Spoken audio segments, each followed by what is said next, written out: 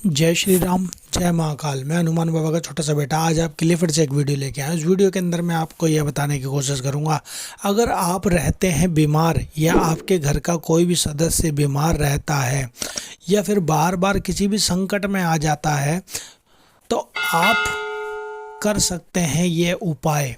इससे मिलेगा आपको अनंत लाभ। ठीक है, अगर कोई व्यक्ति किसी भी बीमारी से परेशान है, जो कि बीमारी उसको बार बार आ जाती है, दवाई लाता है डॉक्टर से और उस समय तो आराम हो जाता है, मगर उसके बाद फिर से दोबारा वही प्रॉब्लम स्टार्ट हो जाती है। तो ऐसे में आपको क्या करना चाहिए? आपको करना चाहिए हनुमान बाबा को याद, क्योंकि समस्त रोगों का इलाज हनुमान बाबा के पास ही है।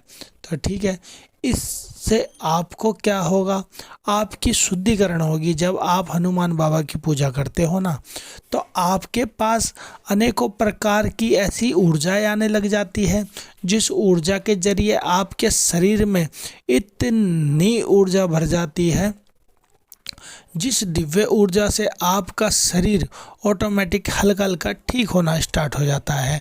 और आपको मैं ऐसा मंत्र भी बताऊंगा ना बीच के अंदर, जो कि आप उसको पढ़ के आपको अनंत लाभ मिलेगा। तो आपको मैं बताने की कोशिश करता हूँ, जब आप हनुमान बाबा की पूजा करते हैं तो आपको अनंत लाभ मिलने लग जाता है। जब आप हनुमान बाबा की जोत जलाते हैं, तो उस जोत के अंदर जब आप उस भगवान का नाम लेते हैं ना, उन हनुमान बाबा का नाम लेते हैं, तो उस जोत पे आकर के साक्षात हनुमान बाबा विराजमान हो जाते हैं।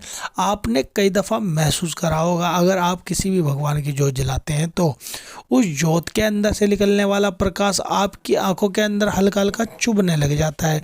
चुभने का मतलब, पहले तो ऐसा लगता है आपको जैसे चुभ रहा हो, फिर उसके बाद धीरे धीरे आपको वह अच्छा लगने लग जाता है। वह चुभन और अच्छा किस प्रकार से लगता है? जब आपके शरीर के अंदर थोड़ी मलिनता हो एवं मेल हो, यानी कि मेल कई जन्मों का होता है और इस जन्म में भी हम कई ऐसे कर्म करते हैं, उससे हमारे आँखों पे एवं हमारे शरीर पे एक परत चढ़ जाती है मेल की। तो जब हम उस जोत को निहारते हैं, उस बाबा की जोत को निहारते हैं ना, तो उस जोत के अंदर से निकलने वाली तरंगे हमारी आँखों के जरिए हमारे मल को एवं मेल को सफा कर रही होती है। हमारे शरीर के अंदर जितनी भी गंदगी भरी हुई है उसको सफा कर रही होती है। तो इसलिए पहले तो लगती है हमारे को चुभन, फिर उसके बाद हमारे को लगने लगता है आनंद।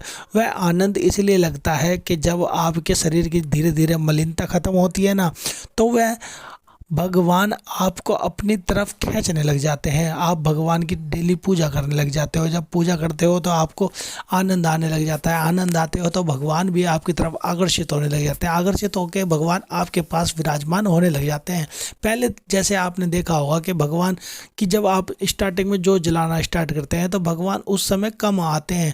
जब धीरे धीरे भगवान आपके घर पे आने लग जाते हैं ना, तो भगवान का एक आना जाना आपके घर पे स्टार्ट हो जाता है। आपके घर के मंदिर में आपके पूरे घर का वातावरण चेंज होने लग जाता है और आप यह देखोगे कि आपको अनंत प्रकार के लाभ मिलने स्टार्ट हो जाते हैं। आपके घर परिवार में सुख शांति का माहौल होना स्टार्ट हो जाता है। अगर आप भी किसी दिक्कतों से परेशान होते हैं, तो वह दिक्कतें आपके बोलने से पहले ही भगवान हनुमान बाबा उसको स्वतः ही ख़त्म कर देते हैं। तो आपको अब मैं ये बताने की कोशिश करूँगा कि वह कौन सा मंत्र है, वह कौन सा शब्द है जिससे आप अपने शरीर की कोई भी दिक्कत परेशानी को ठीक कर सकते हैं। और अगर आपके ऊपर आ रहा हो कोई भी संकट, जैसे कि संकट कई प्रकार के होते हैं।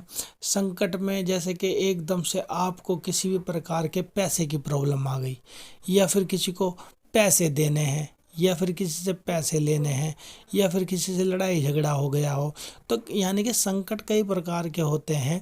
हॉस्पिटल का कई संकट होता है, कोर्ट कचहरी का कई संकट होता है। तो उससे क्या होता है, हनुमान बाबा छुड़ा लेते हैं, आपको हर एक संकट से बचा लेते हैं।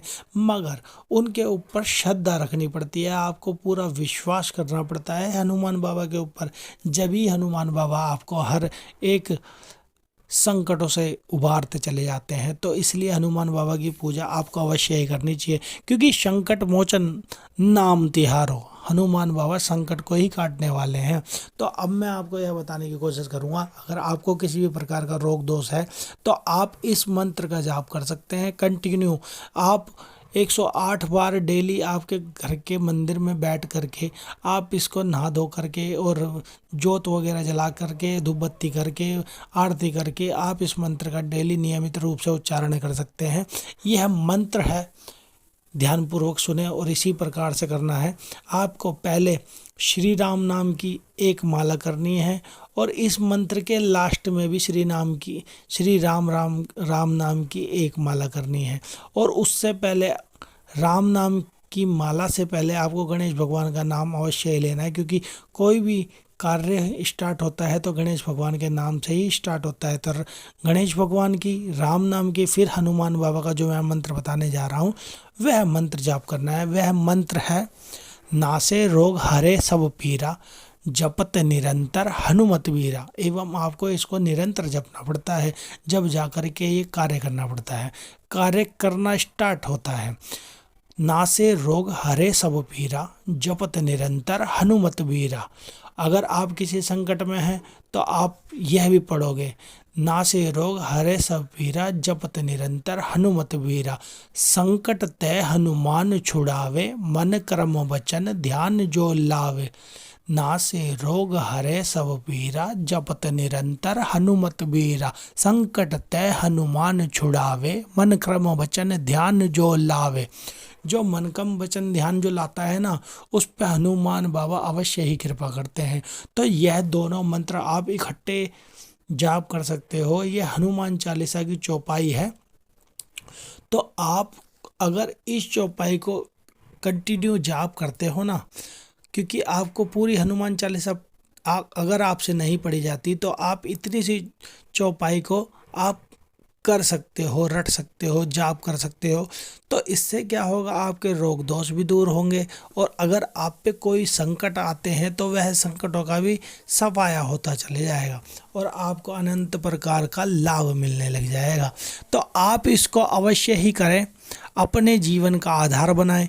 ये छोटा सा ही है, ज़्यादा बड़ा नहीं है, तो आप इसको कर सकते हो डेली नियमित रूप से। ठीक है, आप इसको करो, आपके घर के अंदर देखोगे अनेकों प्रकार के सारे दुख दरिद्र खत्म होते चले जाएंगे। तो आपको बताने का उद्देश्य यही था कि आप सबके घर के अंदर सुख शांति का माहौल होए। तो आज के लिए इतना ही। जय श्री राम, जय महाकाल। आप सभी का दिन मंगलमय हो।